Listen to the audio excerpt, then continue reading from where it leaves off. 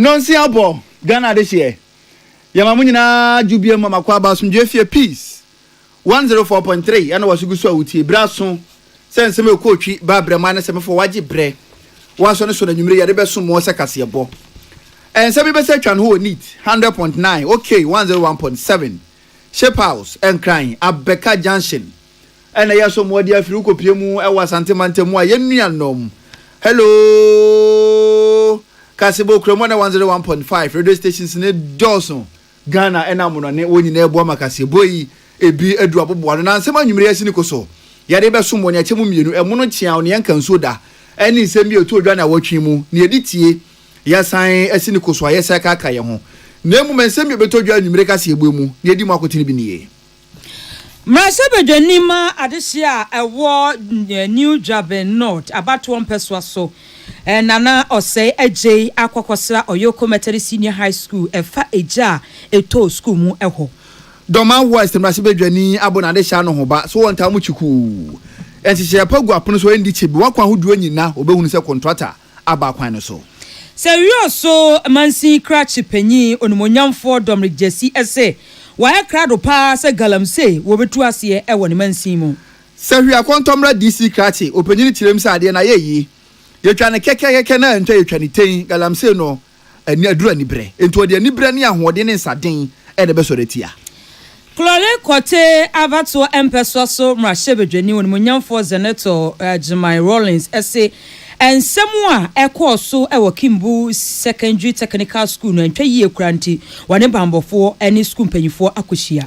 panyi bia eba adwemu nsemu a wa bi omi papa wada tudwa se nkwansi esiye manipa nwotwe efo muto na anamo wonse de ne be ya yese dampe wona wonimde adwemu nsemu na wona de hye anase wona busu antenase na wondi nkomasanse ne esie no emu oya weni sembi ebetodwa anwumereka sebum na emom sembi a etodwa na watwimu ne editesi ne koso yese kaka ye ho na watwimu na Ghana mampewura John Dramani Mahama kasa di tudwa se nipa ngwotwe wo hia wo kofi kwa mi wo no aban bebo foto da to ho no wo ma woda so wona sene adusua fam na wasansem no mu ano mampanyi John Dramani Mahama ese asrafo miensa wo matwa nano awansie do no wo mu dibra wapejam Ghana mampanya be de Professor Jane Nana Upoko Ajima ye nra ye bodwa nipa yi na ye de ye wona ye de agya won kwan okasa wase na adehia ensia ye ka ya na nwotwempo ya chese wo mu atwa nano awansie de emu ensia ye ayi ede ma wo mu enra na nya asem ketwa da bi ene ekwasi ada na enra mum ha na eno mo yere mu tribute o mo kinkan ye de bi sem ebebro na enura ayiyu a eba so yi ensem etu odwade bo na no adwumire yasi ne kusu yi ye beka ka ye ho na ena MP Emma Adeshe wo Asin South wono so a ranking member defense committee e wo mrashebedwefe no monyamfo John Timfojo ese abanwe no fo sika enhye asradom adwuma no emu bambo so afọ abedi etira ka sede tudwa se wiemu hye ne nkwanhye no hwehwemu bia mpenifo de begu apono so no bema hunu mu fine akosuom na achimu ena MPP amanyoko ni setamale central by election no wache wo ho afrim na jinasi MPPC yi ena amapanyini ba kwa kasa de matinya amanyoko ndis wote hwe e de asa na MPP pese mo kan mo ka asa yenkla okurum ha esoro de yefo atijide ntobi e yesoro agro ne yakwa akogoro oba kura wuntimi ko ba bia ntimo so mo nkwa yeti ase na wasansem no mu ena ocheche ni wo Kwame Nkrumah University of Science and Technology Dr. Dramani Aminu ese MPP amanyoko na hu so makaria wo mu nimkunim ewo Tamale Central to matwom ho afrim na panyina wotia dom kese no ma sebe feed atudwa se gina ese NPP asie no eye kama na wei ene senka ya hodo a yede eba besomo Kasebo mu aseda enkoma this way chocolate drink ne ohia no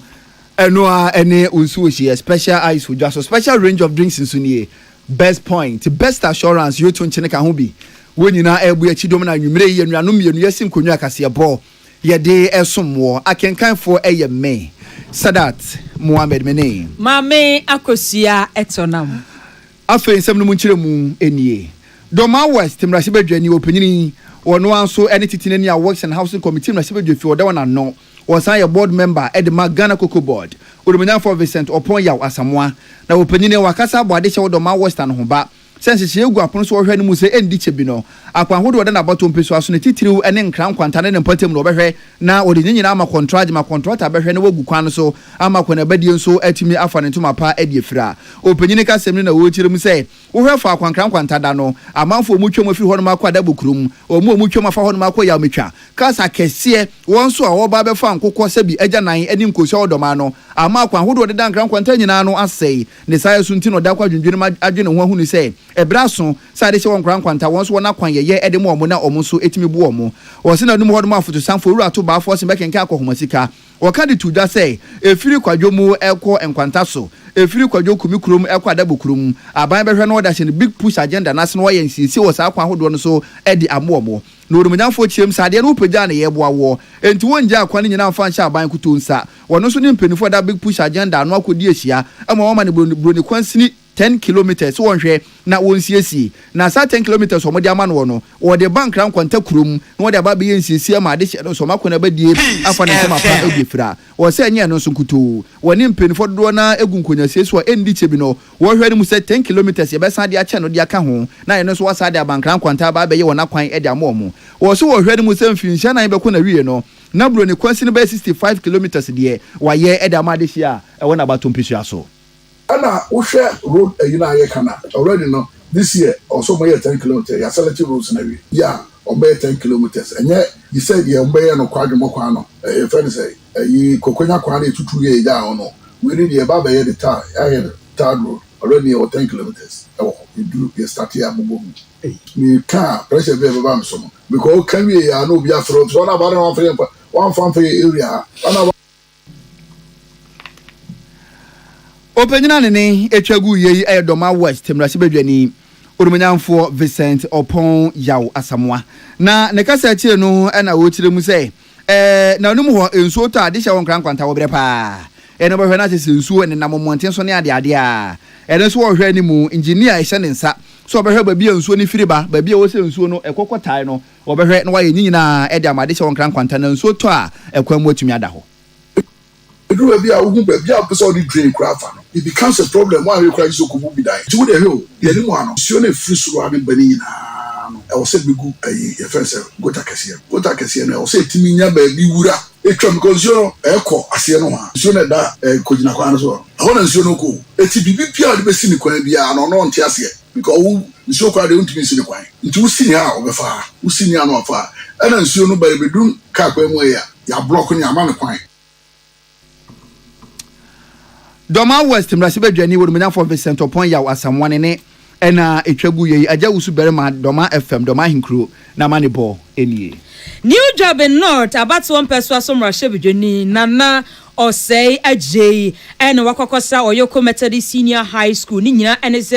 na no ada eja eto headmaster ne bungalow and afi boys dormitory ni bi na numu and Mrase Bedwani akopie mu ewo a wakɔhwɛ sɛ de be ya wo metimi ahwɛ na namo a wo be ya fa ho na de prepare beba na eno obo Ghana National Fire Service na ba so papa sɛ wo mutimi kontem ekodum gya no wo se wo hwɛ national fire service wo mudwuma wo mudie no a womo ewo ahoden pa so mbeye nemu akade no na akwakoye bibie ho nemom no wokɔ no wo san so edisika ekɔ se headmistress ne nye na wonfa ensort ne ho esane se de bungalow na hye no de how abre no pa I'm very needy. Me who dream me. It's answer me, but na me nim say is to this extent. Very no. Enya sem keto akra. Ne kama kuma ba kon say papa no ne yire no mo ba e 3 months. Yanka bibia betimi ato akola. Na me adom. Mo niam na ahye. Instead e nipa na yepe. Ntade ne edan de ye beto ye. Ti say ne nyina ye de ho bebubu. E de ho bebubum ne ahwe say ne betimi aboa teacher no ene ne yire ene ne ba. Ene am gina ha yi. Me ma headmaster bibi kakra na o de ama teacher. Ono so nene machine no almost enmenim ya mudi atoto omo enter ade na me ba na afi ma hwese ne a me de me full support nso e be samba form 3 free omo ko exams issue to area bus system nim janso aba ha na me tro mu say omo nyina make sure say tem bia no they will be in a group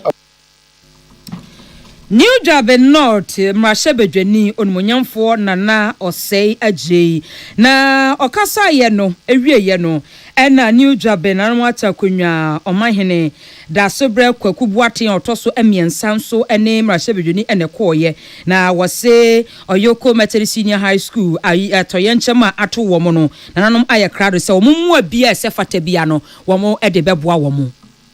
A disaster is here. In fact, the Nyamia say, "Who am them? Who be more? And can you cry?" Who say, "Normal said here." And so, if I'm coming here, now the mechanic say, "Menya busumu we ni busumu ebe. Insu beto talk. Masha, weather no a change. Awaba. Inti ese ubiara ayashi. So who say from afar? Engineer abonting. Enchen kopim say, "Ibi betu." From us stand say afar no aposhe dem. Ana face yare so beba. Tinina ese nipa boy ho ban. Bibi na oye ebo ho ban dia na ese ohwe so na. Tabi teacher ni o be kira dia say the one to na mo fa ne so ho ntom enti no headmaster de tu yanim eso no me ma headmaster etiase say mitie mu a sabi kakra yeso traditional council e ba be so mu ba so ne so na waba ne dadam e be ye. New Durban nanum atakonwa omahene da sobre kwakubuate a wotoso miensa na yete nenka okasa wieye no na headmaster wada Oyoko Methodist Senior High School yera set da ko odamenso echiremu sede oja no esi ebaye na teacher ni no dan ne de na ma wo mu nyina ahyi na nyame adom dumjafo no baaye no ne dan no ebata boys dormitory ye befa akwanwa yi so ada penifo bebre Omaba abesrayen ebra ejay shishe baye omaba ama Minister for Education Honorable Idrisu Haruna Obaha one Director General of Education omunyina ahye yinkran ama yaso antise omobeboa ama hawa yakomi yetimi efim the cause of the fire there yenya ente fire service for buy no ama pick evidence our ground ntomo so mokwa akwayo am report ntomo wi a na de ejahyehe ne buy obema yaso ati ewo am report so say there appeal ebe ne say a victim no teacher no one ne wife ene ne back to a wedi bosomi miensa ene ne wodan no omo ntimi amfa hwe ti ebe stress ankrankre ene dwumakuo ene aban ene na omabua Onipa yete ne kasa achire headmaster wada Oyoko Methodist Senior High School yera set da kon odame yenua Michael Akrofi ene tronsemi abrayin Sawi akontomra mensin assembly odinche musun kubia sise so osesa adwen kwampo abefa so a mensin no abefa ne tuma pa ediefira na ehemu ase ene woton sade afresh hwa akontomra DC krache onumanyafo apia Joseph mo de nanim nyama kopiemu dwumedi ase na onumanyafo ne kase no na wo kyerem sei wo afuma gudie to enam kwampa so di o ma gana nya pa na galamse kuruya na no yanka bi nhemu nipa nwotwe okodi ho nkomo ofo mu to nanom wonse do engosi da ben ye be ye ho abro se wo man na sabi peninu so wo fie no wotena ho ma mofrawe na nka yebu na nka mefa wo sa peninu ye be kan waka ho ni sayo so ntim peninu fo da se dwa kontobra mensin assembly no wani abiri pass won tena ho ma sabi maburu no wonfa won se kan endwa na nka sa endi free na ekwa obi bia galamse kon no wonfa ho anjim na wo de obeda no hu dua buro ni akwahye kwa mu se koto fuma gudie wo chewa Danta Wasinema. They say we'll do everything we can. Ebe to me I say galamsey no akontom. Akontom na de no. Ye de na nye galamsey ya de excavator akase na ye. Ye de abanda da no krofo be di e de excavator be say asase no. Ana mlante no so ewo omosi omo afidie bi a friend one leg. And omo de one leg ni mum and na watia aye chan fine. Eti woko police headquarters aso ACC ya. Me and the dear ni blue water guard and the security for no ye kwa ye ntumi ntu chanfan no ba ye tu puller ni asesa wo no ma na wo ho no kakra na sa nti ye de ba na ya hwese wakoyi pull o machine aye den free area ho a na enu akire no enu orumanyafo apia Joseph wo chem sa ba sesa ba ye ene fo ni kire mu osehwa kontomra na be hwa de ene yanka ne akontomra nsutene no na asepo pa omuba yo matimi ne sisi egu apono so anam ho nsensu no ani ahyase kakra etiba akontomra na yensu okuro ni din akontomra yensu omukofa illegal miners baya omu divert insuo no to baabi ene insuo na nkasa na mra mu no omu ye galamse wo mu sell insuo nyina and evidential e wo ho misentwe fo mu ba mi akoho na makohe de meken se eno eboa ma illegal miners ni begu akontomra but na wo ba akontomra kuro mu a illegal miners na akofo but problem no say wo mo ton aduane wo mo so wo di wo dwuma no ene DC na mahunu amane ene ya maduane kura ya anto Sahi akontomra DC krache orumenamfo Apia Joseph nene enie kwajo praka said amane boyfra to yet video mantemu ene wo de besomo yen na wasanse nkroya emu ena so DC ewo atoye ativido mountain monyamfo Dominic Jesin so ese said the galamse asi adi wo man no enya pa de wontena se ema se wioso kropo mu anamansi mu obi ebe na adwin so betu galamse ase obe galamse wose wo metu ase entie ne egina yie wo mo ani abere pa ebehwese saa de no wo mo ebebre ano ase de esi no ma ebio ensi omangana mu bio na asre se ene etwamu a me the science ne de mehu illegal mining will be something else se yinim yemwan bibia omoye sa illegal mining no I can say omotu kwa akomanfo nkro so amkoye bia ye from omrafie omunyai enough is enough de boba no de memete no enye de se de and the war now you would against illegal mining no has never happened in this country. I can say that for the fact the mesre se mu bi unu bi obusoni bi eye bi e baby a we bia tunufo ka kire no omrafie ne ya enu achi onumanyamfo Dominic Jesi etwa so ebubo nsunsuanso boni agalamse ede ama adehia wowo serioso na nye no nkoman no krampo de ama ye no wase galamse yi hade a ha atwen na di oman no enya bebre nti obi a entwe ne ho emfiri ho menchire mu bio menka enwasem bio yinyina msi ade ye legal de ye legal de esi no eye more than enough e wo ha 2017 maso mahama meja mahama sojania branti anka obeso maman pa odi boni bia illegal money nti e de nkwa atwa so eno entimi unsolve problem no a week I think a day before yesterday ba wotwe am say hu anamontu ya yanka bia nhye mo anka mo hwe busuan mo so maman mo nyina perish once simple sa Dr. Manebu ama before he died on that morning we had a chat where a platform go or update here. Nobody thought of that going to happen. But and then intending come a platform subio, meaning say a yampa on ho. Oh, abusafo a vestre. And yes, a hand but baby a problem no jono. Say and come answer me say the city ya. You know be and you save. So Municipal Assembly MC Onumunyamfo Dominic Jesi na yete nenka yenua osomafo Kwame Owusu Liberty FM serioso and our tro nsemi ebreyen. Ora David Banale openini ya badwemu nsemu a wabi wo mi papa na odi nkomo opisa fam so na wo kirem se na onum ho nkwanhie esi ma nipa nwotwe ofo muto na anom wonse de no ya huni se wona busuafo ene social media so onye na wotini so di areho pa na se no nyakopan ya adoma ya pon krabre wie no ogidi se braso se aban wo hyeda pa onipa bi a badwemu nsemu a wabi wo mu na woni ade hye wo to na anom wonse de no na busua ne wo ma etina se na wodi nkomo esensa koba se no yehunu sa areho na wodie na se no yesie esabi ade no wawie no ebeka wonko awo na fiefie mu ene obekọ na abusuan ba kumiru na wote wonchen eberekọ na obekọ na abusuan nyina mpo afiri ho na omonko a ene te ho ejinipo ne te ho no odi areho a obehwe no na atra arehodie no so wote ho a na odi ne ho atiniye se o minjindi se asimesiewu minjindi se asimesiewu ase na wone na adwen edi nkomo ebesa atra so na kwakodu stage bi a wote ho a na abufuo ase na kuma muma etra abufuo no so a wo ho no mo na ase eya ma na dwemu hawo esanse wuo na abusua na hunu no emu oya popopopa enti oman no yamfo enansi fom enimanimu ya yempa nipa bi aba adwemu nsem onim di wo mu na woni abusua woje wona chire no enkodi ehia no wondi nkomo wo hwe ensem anase tribute a soja ni ba kokora mpo yere kan ya wose ni kunu na wudie na so wo hwe ni mu so wo kina bi ni kunu beba fie na wo hia no kwan na tire bi adanse ye se na adwemu no ne kunu na wu na so won hye ndanji ntumu eni sa aban na fo ne nsi fumo ntu ho na ma wo kina bi no ebetimi adana asem foforo o kire mu sei.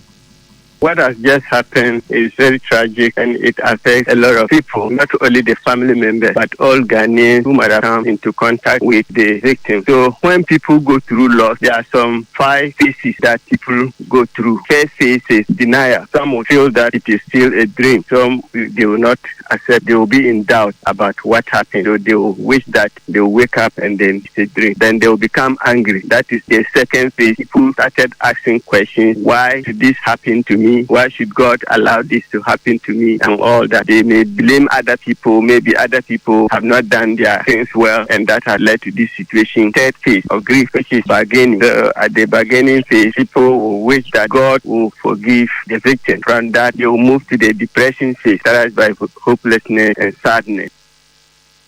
Na enwachi no ena opanyini se gina so na wade kokoba akode ama Ghana fo nyina ne titiw ne wona ane yakuta social media handles ahodo no enema ahodo a osi ye post wo so no ebi ho no mo a aya na eni enyan ebi so ho no ani soso pa kwabra ne timi fa phone sinadim ensem afiri na numu ba no asese bi wadi sibie o se e kan sen ni nyina ne mwa ento osrese Ghana fo yanhwe ntwe hu firi ho asofofo nso o mo social media yi so na wo mo kan sem asemesi na nke esi owuo asemesi na nkase na ese eto no obi kura mpo be kan se emeye nkonkosie na obetima mo masore o si wo nyina no e kan sen sansem no wo se yenhwe hu firi ho sanse ni aba no enye fadi agoro so wanhwe yi a wadwene se wo de open likes open comment na so na wo ha obi disiye wo se Ghana Psychological Association ma fa to mo ho so se nipa nwotwe no abusuafo ogya won achi no obeko won na so na wode kasa kire na afutuo nkyekire beko akomo mo se na ebe na won sra ban sa ban tu ho na mo no wo kine bi no enkonko ba musa. Those that are also giving public prophecies, prophesying about the worst thing that will even happen. But one thing I will say is that the way it is delivered should be done well. You have to respect the privacy and confidentiality of the affected people. When it is in the public domain, it will cause fear and panic that can even let somebody suffer heart attack and other things. The Ghana Psychological Association is trying to volunteer their services to the family members and then the ministries and other people connected with this whole tragic event. So anybody that is feeling anything, if you cannot sleep, if you can no longer sleep because of you need to talk to the psychologist. Our services are available and everybody can benefit from us, our activity. Ora David Banale, we clinical health psychologist. And wadi ensemu yi etudwa. Nana ya ansa afram. Na manipolie.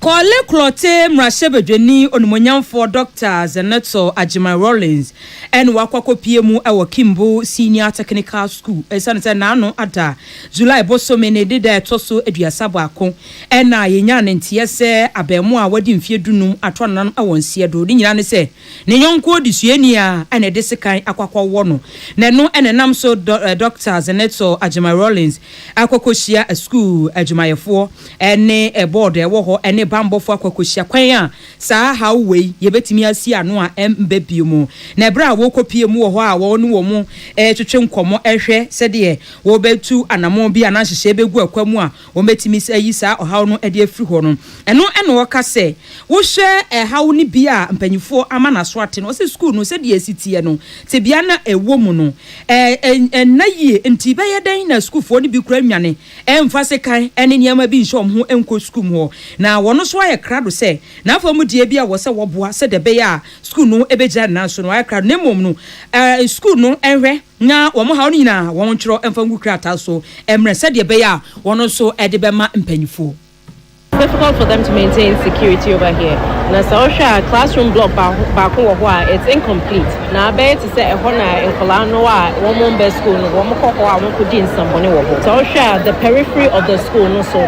it's not very secure. In Tiama, people can enter the premises through unregulated exits and entry points. And some of the children leave. Apparently, one of those entry points are manned by security, and in Kolana, last week, and a hold now a binum edifa a school premises. I think for the security of the students, for the security of the staff, what I'm going to do is appeal, enforce a greater police presence at our school premises. Kole klote mrashebedweni onimonyamfo Dr. Zeneto Ajima Rollins na yetenenka enwachi no Adabraka District Police Commander ekopie mu ewodwumadie no ase Superintendent Ayini Andrew nsuso ese ohwe osuani a wono ahyeda pa zo hyeda o se ebo apayo watimi a wono nyonko esekan no amana trona no ewonse dro mu de na kopie mu ewo juvenile court August bosomeni de to so duasa edwenu baako en wo ba be pie mu ewo court. So we came here with the crime management team, and they also came and did their own investigation. We realized that the 48 our mandate was running out. So we gave him provisional charges and took him to the juvenile court. He was remanded there till 21st of this month that we should bring him back to the court. Adabraka District Police Commander Superintendent Ayini Andrew na yetene nka okasa wie ye no na head mistress wada Kimbu Secondary Technical Senior High School ano Awura Sylvia Alacha tei enso ekasaye SCC ano de be de omuhia no eye bambo pa na adusuafo ebi kura timinya kukuduro kobo chechire ni ahunahunu amukọ hunahunu no sa hwe ye kura no a ne kra o metimi age e de afini nsam. These activities are coming from the home. If you are given proper training at the house, I don't think that you come to school without pen. The only thing you hold is iPhone, and then you come. And now they are not even afraid. They flash it in our face. That is what we have come. When you seize it, there has been incidents where the phone was seized. They broke into the assistant headmaster's office in the night. So we are finding it very difficult. Even the teachers, they are at risk because they are so what? We have a system that we have program. Even the SIA say when I go to the classroom, I'm even afraid of them because looking at my height, but as soon as I enter the classroom to supervise the teacher and the activities that is going, I have to look for the second exit so that when there is a danger, I will just pass out of the gate and go. Headmistress wada Kimbu Secondary Technical School ano Awura Sylvia Lecha tei ena yete ninka yenua Henry Akwasi Minka na tro amani ebreye ebedina Henry Akwasi Minka ka se boyi so na ya home so ye ba ye beto aso na ansa na no madwente di kan first half no mefa enhye ho no mo akismi se hwebekwa wodi ni onumnyam for bright asamwa brefo mpipa bia ni anwa so bekwai o se o cha papa senia mabunu no omu isu social media na omudi dimpenifo biate mokurum ha no wo se ye careful pa sanse se be mabunu no omani yatre omani nton kwabna ne de phone sina ni mensem obeka no o che de pe na ne ho aye mobobobo asen kontum na de aka nsuo se wahu nti one de wo se ade sede no de mabunu no se social media no se bi ye hweyi na andi etirimu dem aso kwa ntia so no so ne die nie wo se Mercy Akwa Emmanuel Akwa eni Akwa Junior munyina no mo US abrichima mo encha soronko enko enfama mo fantastic webe for se hwasanwene so wo se MPP futu amatum ho se enya ade atamale central na se beje dwamode mo ho begim no wo se ekoyi pa na ero nkere se NDC fo akwatia no mo nko wo se mo pekuro mpa by election je sikrum ha mo nka se mo nko MPP NDC fo mfa akwatia ncha mo ensi omo basa wenade omo begin so enchankomo nana ama chinye second kwemada sehwi asanwene so wonso dia fantastic odi ebetu mu enono nana kwema boate na blekoma central AKGBC give Baumia another chance was a fantastic news was a ayedeja wadan so man asore da ho special greetings enkoma Godfred ayim AK nana ahenkan golden boy wo kade constituency ena nana kwema boate ono so edi ebetu mu yi Masawudo Kumase Bantama was ya konsem ene nkonfama abusuya na numu ho no na de hye eto na nanom ewo ense do o se Ghana nyina no ene no mu edi areho urumanyamfo sampan ene wura koka o se wo chiamo papa Masawudu Kumase Bantama won so dia de ebetu mu no Daniel Aban pastor won so dia no aba bedru na nakwamo amakenkan wo de ko mesa pillar 2 do me ko benya constituency o se galamse ko ne de se na NDC ko mo bonto no na ewu mu enti enhwe ni mu se NDC obetimi akon wetu ase hu esa so mbo Ghana fa no ho ba se Ghana fo de abedwa ne she NDC nse wo betu ase enti ye digya won so a na ye de asoawo da che hene go fedayim na ahenkan ekeka de golden boy o se wo cha wo papa na madwen kira mo de aba no first half enie Daniel Kwaku ni patete wutu briku o se President John Dramani Mahama ye besere ne pa se galamse no mo na nimbre na wondi hu komo fama yen esanse wuyi se di Ghana nya krampo firi ho no mo a ensuo na ese no ne kwa ne me de me hawo eti me sero mampanyini teacher Kwadwo Tepanyina susu JDM ni NDC ye pa ma che wo papa se ne yakoso o mayimu aka me akwaso mo nka ho asem no sa kwacho of silence ne besere se omumbi o ma no na enya o mo nka sanfo enti na Ghana fo nyina hu ni se ade aban no so won so na ade ekoso na ye hu se aban ne ka ho asem na aka me akwa se ase wo hu ye wo hu susu wo bu ne aguso ye mfasa enchechiro oman ena wono so odi eno sa aba abetumuo na madwenkyira modi aba no edoso first half ni nie monfamra second half no ye beje bre na yatinyi nyina edi efiri ho no mesanse kasebo ne mo a eneche ye ho me kasebo no so aba sisia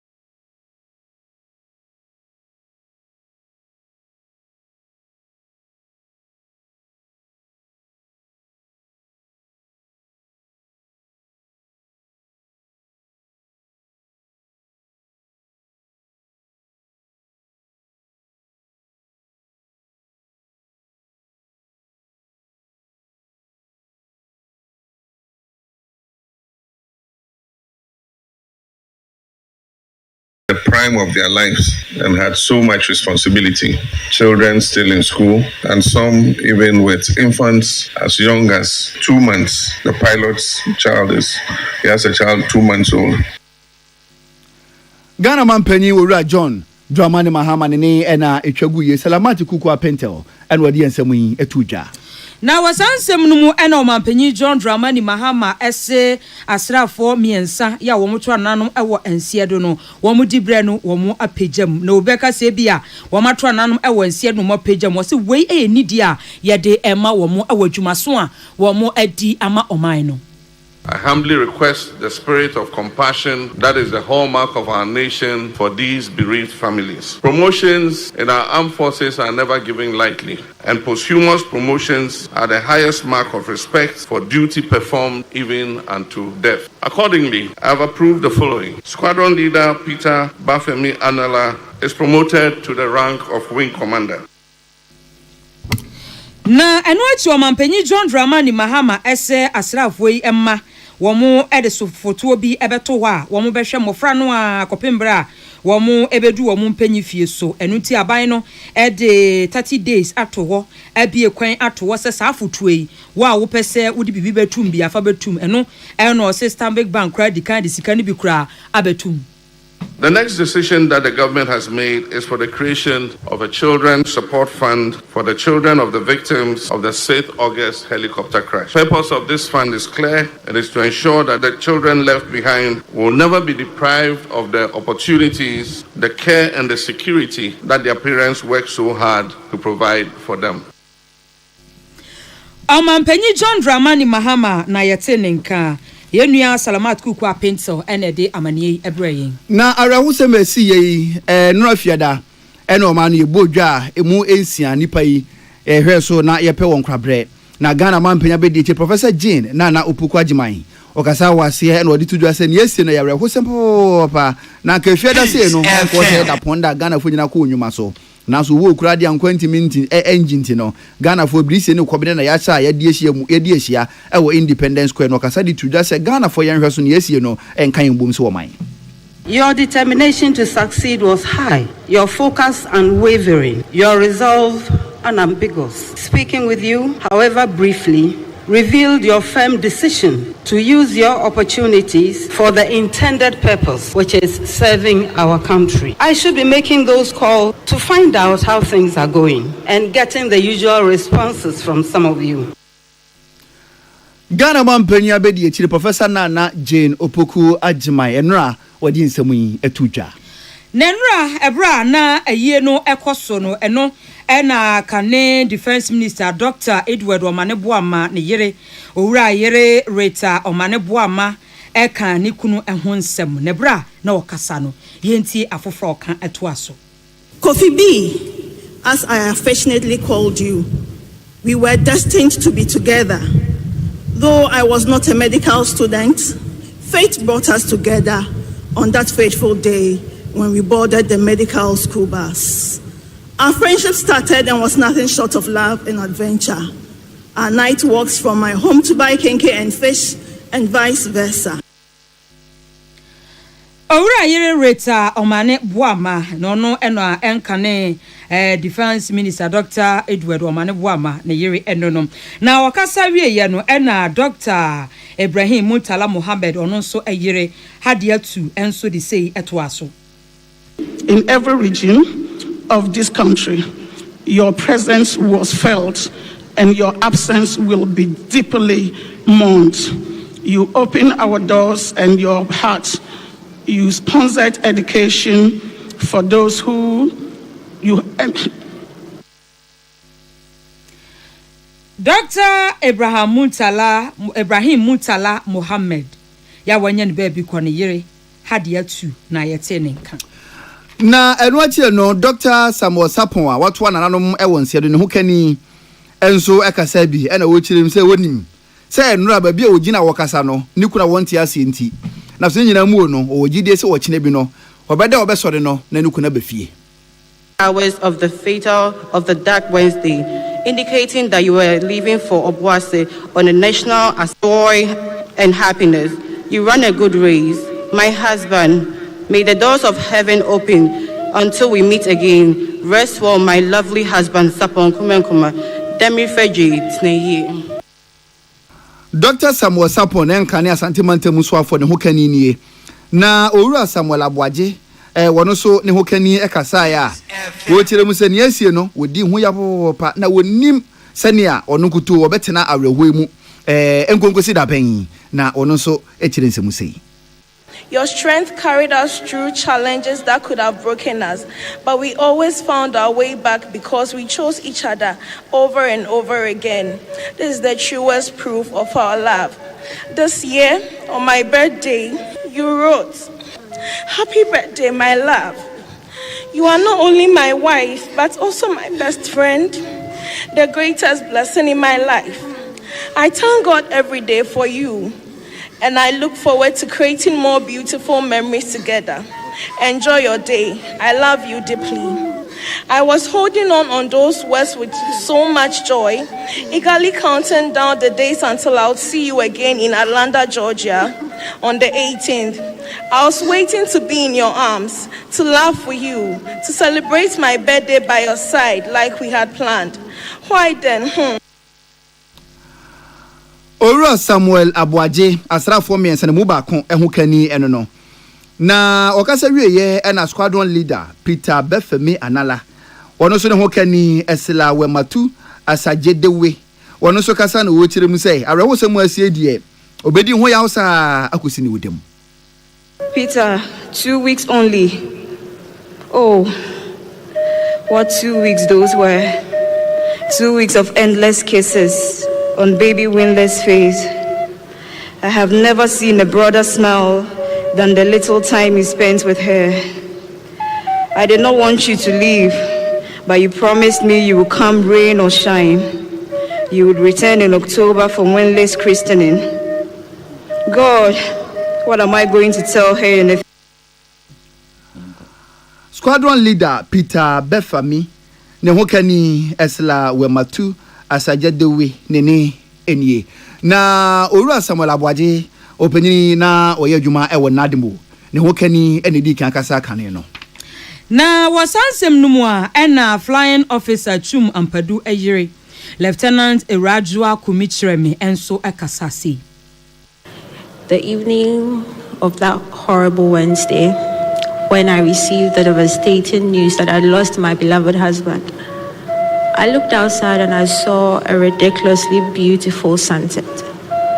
And I thought to myself, how dare the world continue? How dare everyone go about their evening when I didn't know what to do with myself? Flying officer Chum Ampadu Ayire Lieutenant Erajua Kumichiremi na yetenenka eno achi no Sergeant Ernest Ado Mensa enso hunkani ekasasi. What would I do with all these memories that lay so fresh in my heart and mind? Though we were married for just a month, the few years of knowing you were undoubtedly the best moments of my life. Your love for God was unmatched, and I affectionately called you my apostle. Your favorite Bible verse, Isaiah chapter 54, verse 10. Though the mountains be shaken and the hills be removed, yet my unfailing love for you will not be shaken. Sergeant Ernest Ado Mensa ehukani na yetenenka. Na arahusemi so ena osofo be de etira wada bambo aso ena no owura Broja Jemfi opanyini wakasa boga na fo nyina no ho ba sade kodi akwati bayira homa mu na wiamuhyen akwati toye no hwemu bi ekoso no onfa mu bibia nsie Ghana fo obehwe hunu se hunu mu fine ebekoso mu e befiri mo ba bia anso no Ghana fo bi hunu mu. We also want to assure you that the Ghana Armed Forces have already begun investigations into the incident. We have made requests for international collaboration and we have received positive response in that regard. And so we want to assure you, our chiefs, that nothing will be covered, to be transparent. Owura Broja Jemfi, Deputy Minister of Defense, and Wadi Ensemi. eto Ghana fo anim na wotwe mu na Asin South Mrashe Bedwani wasanso aye ranking member wada defense committee ewo parliament Ormonyan for John Intim Fojo enso se ehun behia pass aban no disika $1.2 billion ebehwe na wahye na akade bi asrafo ehia no wo mo edi dwuma se de be a oyene ya asi ebi emmabiu no kra brena so dabre de nyina kan homo enye baako beye bosome baako mienu a etwam yi ena mesase e sans no etudwa se Ghana e braso se ye Ghana Armed Forces no emwe bia se de policies to nchen ne de boa wo no yemfa moa wo sanse ya meetings kukuam ewo America kra ne the Minister for Defense ne aso for the committee na ye se de policies to nchen ne nyina ye kambum e pesika pudu be $1.2 billion. Asin South Mrashe Bedwani Ormonyan for John Intim Fojo na yete nenka na watwe mu na chochoro for the ma was na manyoko NPP Ora Justin Kodua Frimpong wakase de tudwa say wa hu pa se post sa hene TikTok fo bi wakwachi wo mo pejini ba ko so wakasa de ma NPP ono so yache no na efri se nkwanhya isi ye NDC fo bi o mo kan sam eni kwanse fri o manu mu ba no wo de ni ahwa IGP sa IGP ntu ana mo bia adenti Sebi kwame uso ni Obama no Obama wa oni Obama we no afa etuem nante be nsia Obama na mo ekura no hufo ti so Obama okofa boy say ye nkona nkofo kura tu nya kwache no na kwame mo ha sebi oman ba bia ye nya ya wura ho a na criminal labor law ye ye free wa sebi ene obi kasa tminya freedom no ye kwame de bia ebenya SSS wom enye dia ne pa bia no bepa ana se ye ka national security issues a na am say crime boni we any expiry Chocho for the ma NPP amonu kunu Raja Sene Frimpong Kodua na wotwe mu wode ensemu yi etudwa ewo ade ache bia so wo KFM MPP don frafo Nana Boache edi adodo na nimunu Nana bi ena wase wo hwe sam Tamale Central Mrashe Bedwani a wato nanu awansie do ni dia wo mo wode ma no ene kwan ofa so eto nanu awansie do nti MPP amanyoko na enko se wo kɔ by election bia nto matwe wo ho ede afim esa ne buo ni dia wo mo ewo ma enka ne Tamale Central Mrashe Bedwani tani abritri abo memu na yina no yensu kutem na yesu Mrashe Bedwani ba ko na owo honorable Dr. Mutara Tamale Central na party ni nyina no hyehyɛ yi no adwen ho sɛ ɛne ɔmamu ni nyina ne di yaw na ɔre abrante a wɔfiri mu yaya no anya de bitumi akɔ na kache ka sɛ yɛ de kwa akɔhyehyɛ so MPP don frafo Nana Boache edi adodo anim no Nana bi na yete ne nka na ensemo Nana bi di tudwa yi na panya be de kira wakasa de matinya manyoko NDC Owura Godona ko gan o kire mu se hwe MPP for pa mo ga se bi yen NDC for yen nkla esoro ade ye for atichide ntobi akansie mu ba mu ntimi ndi nkunim ede ntina mo twe mu ho afirim no na enye se aweho bia na mudie MPP was just using it as a bargaining chip, not truthfully say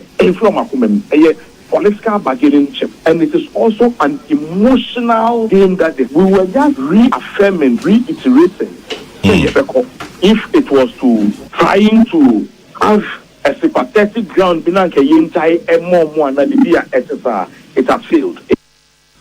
Owura Godwin Akogan wakasa de matinya manyoko NDC na watwe mu kokoro ko dwumadie so woni chairman general atwetwe nkomodi nsam yi etudwa na wasanse nu a ana political science lecturer wo university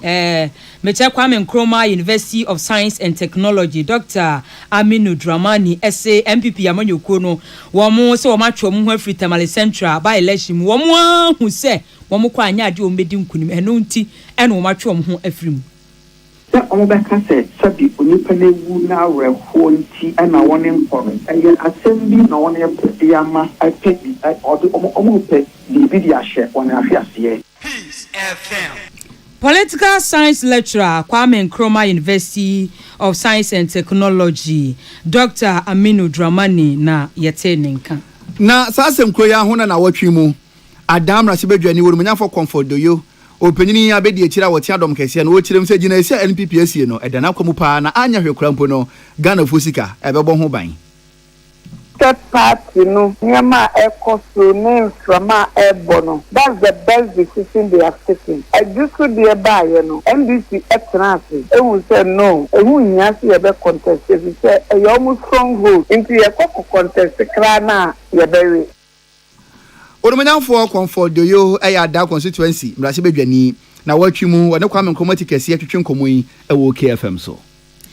asoya womo atie ewo abankesie mu womo de hwe enkomhye eso panyipa woda womo ano okasama womo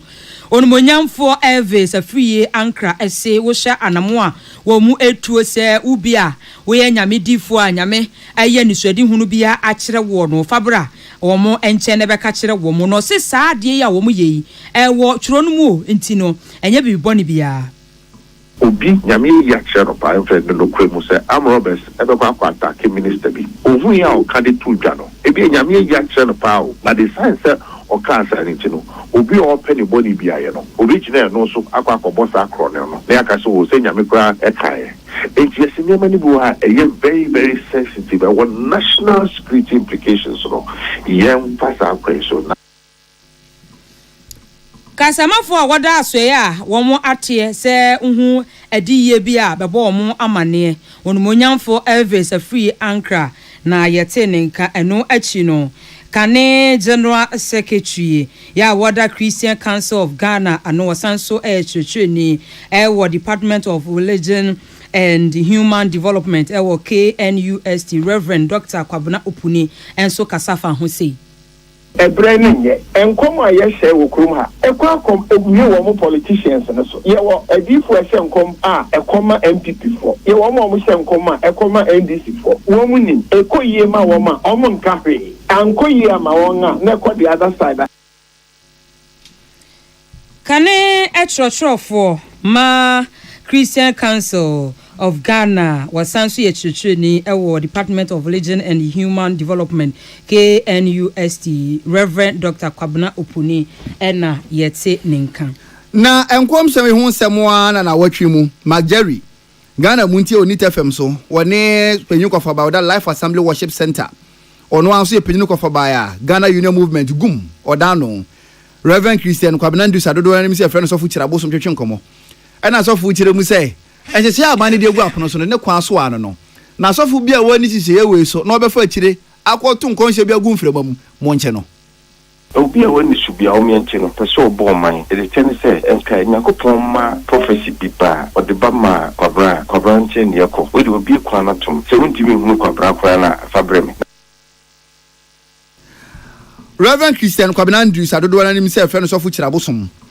penyuko fa ba odagum amanyukwa no na watwimu wodi ensemu yi atudwa na wasansem numu a ana Academy of Science and Academy of Social Science ewo Vatican womo director Cardinal Peter Kwejo Apia Taxin enso ese se wo ye difo bi na nyame yi bibi ekirewa ewo se wo ye hu adwuma Evan Botma Kaja Ghana for Yame do share Yankoponda, Yansoni Semi, and Nanto, Biribiara. Obi Kadede, your commission Yankopon de Bibia the Chirana. Oh, yeah, Mamaka joined the Obia, Onam no comshe, who de Bibi Basin, one Chris Catholic for Christian Fiazim. In your name, Osha Konobaka Chenium for Kono. Yankopon de Bibi was a major judge, Chitinako, the Jumedi show said there, Bohompai and Sana, Pimpo de Kachenium Pakura, as an Ebesinodon. Abraham don know born. Openya wakasa ye Academy of Science and Academy of Social Science or Vatican. Cardinal Peter Kwejo Apia Texin na okasa ye. Anka ni penyini a wogina New Force ekwana na mu. Akwa pray o mampenyini di bre bi wa fi atwamu na kwame bedi akon openyini nso na watwemu kasa ye. Ede to amonyofo anim se awerehosem wa asie nkwansi ye no obesere passe menya na amonyosem na emom nipo to na no won se do na nidi esefata no yenhwe na yemfanja won kwan. You can have a brand new car and you still have an accident and you die. You can have a very old car, you still have an accident and you die. So we should look at the accident, the souls that we've lost, more so than trying to complain, find reasons why they die. Nana kwame bedi akon New Force kendini ena na watwimu wode nsamu itujo wa bere kopie mu Dr. Edward Omane Buama na busuafie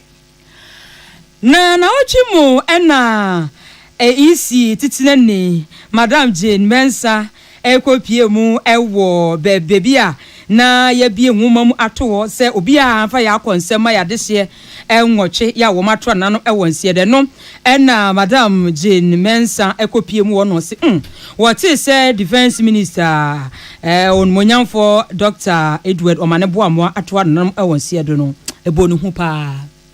From the Electoral Commission of Ghana, we are here to pay our respects and our condolences. As you have mentioned, we worked very closely with Dr. Edward Omaneboamo, and therefore we received the news of his tragic passing with dismay and shock. Isi titinani Madam Jane Mensa na yete ninka George Osei ene chiro nsemi ebreye. Na watchumi anka bi nhemu ena chira no gold mines wiemhyem bia na chese ekwo na dwuma ekunu mu ene apotoka se meka se emergency landing bi helicopter na mu a o ma hu ne esie o na chese tiasi form ewo adwafo ewo brofodu eben ho no mo asante mantemu na DC krache urumanyafo Garba Mohammed Mustafa ne esie no odi hu nkomo kire sentrefo ekuru ba akwa ben ye ha e we control 20 yemu a ye fre ha agafo o menson so ufiri ho a na wo kokuru no a e da ba akọ no eteto ya ye fre ho brofu yi enti ya no kra me tete ba akwa be ye emergency landing bi wo ha enti tuka ba e se me ba be hwe enti beduru ha no so no no kra Urumanyafo Garba Mohammed Mustafa DC krache ena wiemhyem ba akọ so na watwimu chese bibi ko chew na ehu ko hia yeso omudi si form prekope no odi hu komo sei edi tire Samson Kwame na meche wa santemantemu MPP youth organizers ahodo ya womo ewo omanwe mu na womo akopie mu ewo MPP womo headquarters one cry na otwi mu kofa forms ema vice president kan vice president Dr. Mahmoud Baumia and say wono eni obi a otu franka ma MPP amanyuko no ebeboa pa ne no na ebra na de odi womanimu na okasa no Abubakar Razak Zakaria wono Subin youth organizer ekasa no sei enoka etoaso. We decided that today is the day that we are to pick the form for him. We're supposed to be 552 youth organizers across the country. 490 youth organizers and their deputies has agreed to join this enviable train. So the 490 of us mobilized the little that we have to take this form for His Excellency. Subin youth organizer Abubakar Razak Zakaria ena yete nenka okasa wie ye no ena enka ne omampanyi abedeche Dr. Mahmoud Baumia enso ede to na chitafo se amanyo ya womo ebeye wedie eyefie ni fia adwobreo. We are not in a campaign of insult, and we should not be in a campaign of insult. It should be about idea, and that is what will capture the imagination of Ghanaians. What ideas do we have? What are we bringing to the table? How are we going to solve problems that Ghanaians face? Openyi ayete ne kasai achire kane mampenyi abedieche Dr. Mahmoud Baumia yenua Pius Bedu Bansen ene chron semi evreye pokrasne ense wom kwan de Ghana fo nyina ni masem na won fa so da ye kan si a unhu na even wa fa so da be hu ne se kwa aboni nti kuro etimi da ne sebi ekurase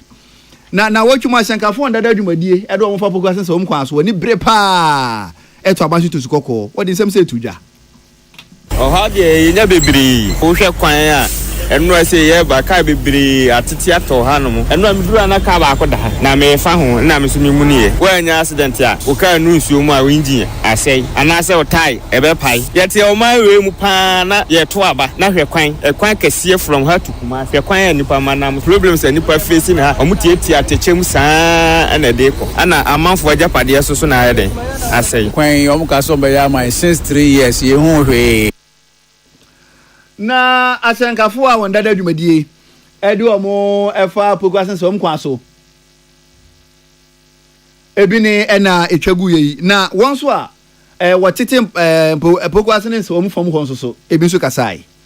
Wahadi bebre anope kura no mo be yika ba ko wa ha no sesi akura ye ntu yika na esi wo no ha adwen ukọ edwuma obre ube edwuma obre school for ka obe school for nkwala bebre be se akofie because omunya ka nko efise ka ne bi mba ebi nso nko Poko asense o madi hie bi ne ena na watwimu Abdullahi Dasmani obobo ano edebesum yeyi na watwimu ena Ghana Football Association GFA Womo Congress a womo ye afibia no afiwe die nso abaso ewo prampram eno womo akoye emra senka womo ope ubeye panyimpa ubedi Ghana Football Association no a ubekọ no mienu atse Ghana se ubebedi mampanyi a se de osikọ no 2 term kasa nso na womo so de nte weni de omakoye emra akotire mu ontizizia no obi a ubeye titireni a woda Ghana Football Association ano no Oba conference no ne ekobisa Ghana fo adwen e de fa ho madwen kire na sei e no mu kire mu e maaye clubs no wa congress wa kaja tum de ketekroku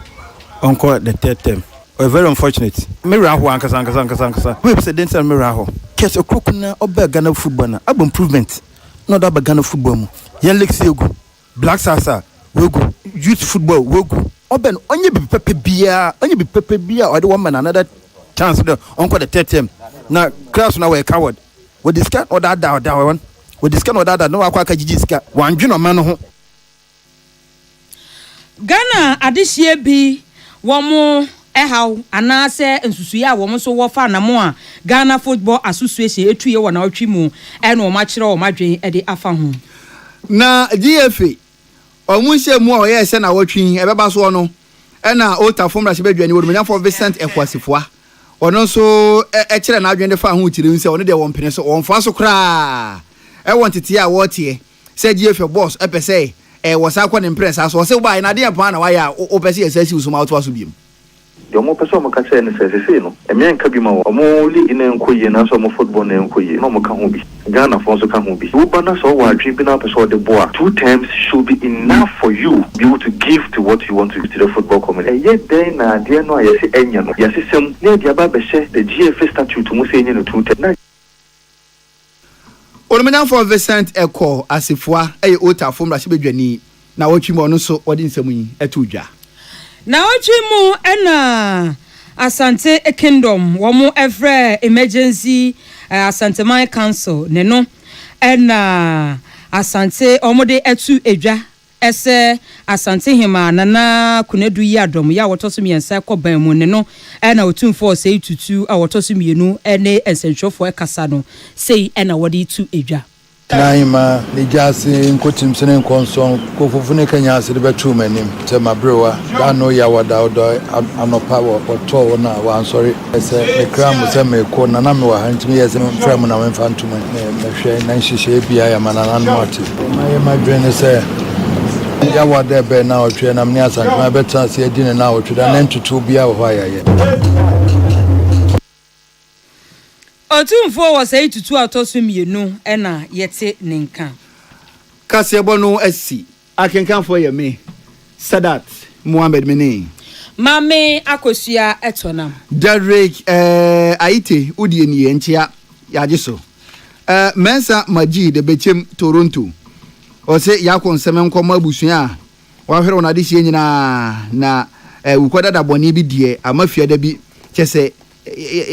ye ntumi anna entu ogina so no de akonsem amabusua no say social media fon so monye careful ne ma mo postie na ade na anka wo den be yo say etene ade be kan woda no ensu bo e na chese obesu wo say awoda pa Deborah Pokua workaholic NDC member in Bechem was watch papa po me for Charles kwesi du MP Tano South was wo so chi anie teacher Kwadwota Panyina Susu first half making kan odie Crispo fufu unsu die nie wo say Obama Pokua say national security for che no a ene na Kevin Taylor ye jana man ko ye na te se kuluma no emra na chibi enye sa you enchanko doctor ya wo say aduchum Kwadwo Bamba NPP first national vice chairman Crispo fufu so dia de betumu ene no edinam agbo wo say ewiase ewumu ohun obi ahia obi pa won so dia de betumu ene no fantastic first half me kai se me kenkan odie obin bless man that me chew se hwe benchema ka se bona edija o my God ye mpanifo no blame game na ye won fan to nche no mpre Ghana puntuo kwan ne yeto ho no MPP ni befa so NDC ni befa so na so NDC be MPP fo si hey MPP so be NDC si hey no e kire san wo se amonyofo ayi pa mpre Ghana yi yo eno ne hia Dr. Lesampa be no dumanya for Kennedy e Japan dumanya for Pius Abeka eno dumanya for wo kire wo se munyina no sahwibu design enamo wo chiamo wo na wo sahwibu design so no for Kennedy oni bonzai Crespo fufu first half making count with the Mensa Majid also ma kan sama kan Amisco Spelele also ma Amisco Spelele okay Amisco Spelele Dr. Bo remember 2028 or say oh Dr. Omanebo ama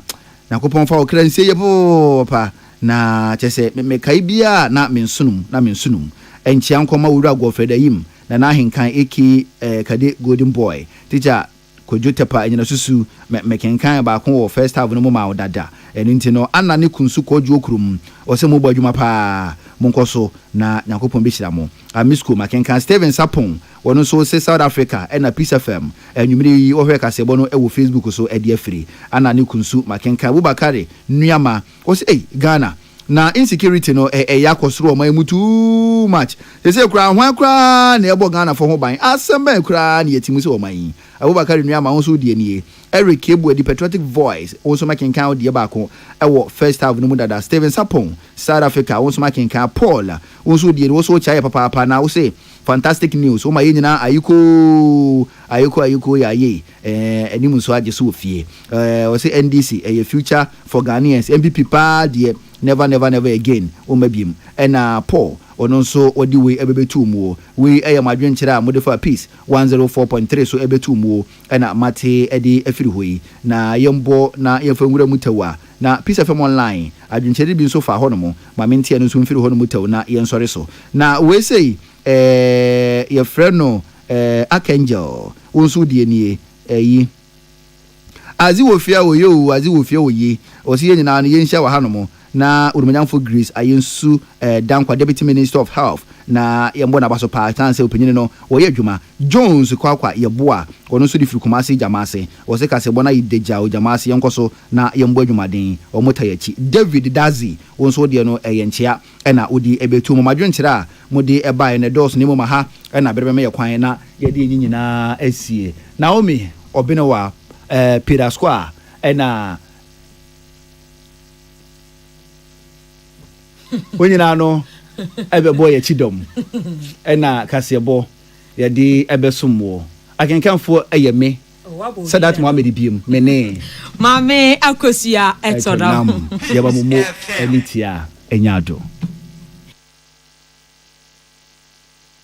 Tune it in, turn it up, Peace FM, and rip off the knob. Tune it in, turn it up, Peace FM, and rip off the knob. Peace FM.